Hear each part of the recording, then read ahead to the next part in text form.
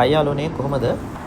අද මම යනවා Uber Eats ඩෙලිවරි ටිකක් කරන්න. එතකොට මට මුලින්ම ඕඩර් එකක් ඇවිල්ලා තියෙනවා එක්ස්පෝර්ට් කොමෝ කියන ෂොප් එකෙන්. ඉතින් මම ආවා. ඉතින් කෑම එක පිකප් කරා. මෙහෙම තමයි අපි යන්නේ දැන් ලංකාවේ නම් බයික් වලින් ගොඩක් දුරට අපි Uber Eats ඩෙලිවරි කරන්නේ. අපි ඉතින් මේ අපේම වාහනයෙන් තමයි අපි ඩෙලිවරි කරන්නේ. මං ඩිරෙක්ෂන් දාගත්තා. අපි එහෙනම් යමු අදාළ ලොකේෂන් එකට ඩෙලිවරි කරන්න.